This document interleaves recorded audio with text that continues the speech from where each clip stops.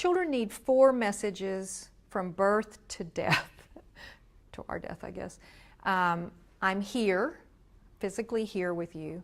I hear you, I understand, and I care. And one of the ways, a big way we can do that is to express our understanding of what they're experiencing in the moment. To say, you're really angry that your friend broke your toy. And then you communicate what you need to communicate. But it's not okay to hit them. You can come tell me, you can go punch a pillow, you can do something else.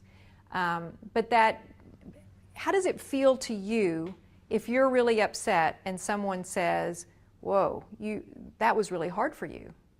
Wouldn't that be great if our husbands did that?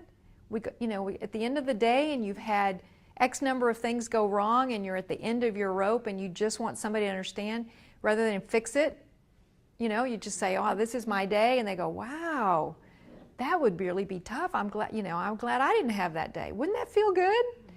Kids eat that stuff up because it says to them, I get you and I accept you.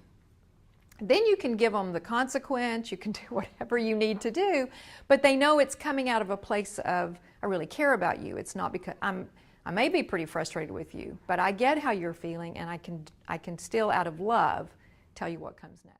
It really is important to focus on just this moment, just me and this child, if we can. Even if that only happens for a minute. That minute is amazing for that child. With little kids in the parenting class, I share with parents something called the 30-second burst of attention.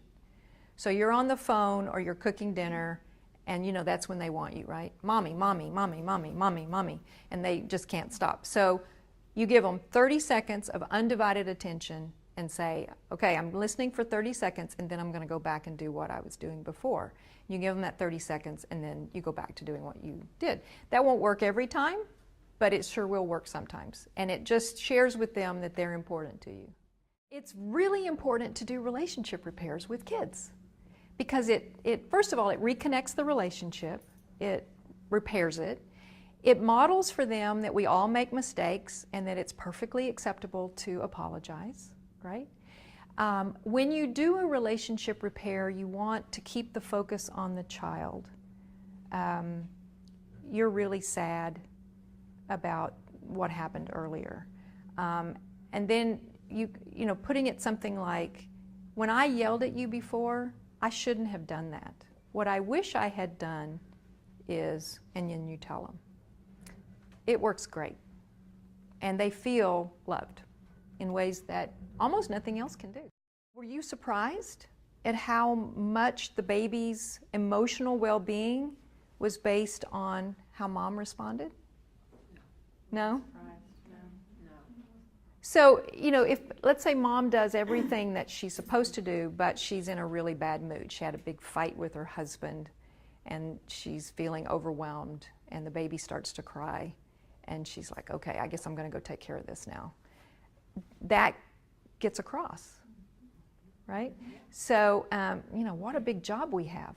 It's a huge, but he did say one thing that I'm going to talk about, and that is, the good is when things go right. The bad is when things don't go right, but she came back, right? So and the baby immediately responded.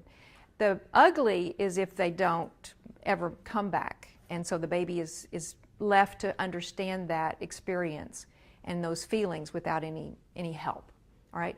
So one of the things we're going to talk about is, are we ever going to be the parent we want to be all the time? No, we're not. So, but reparations is the key.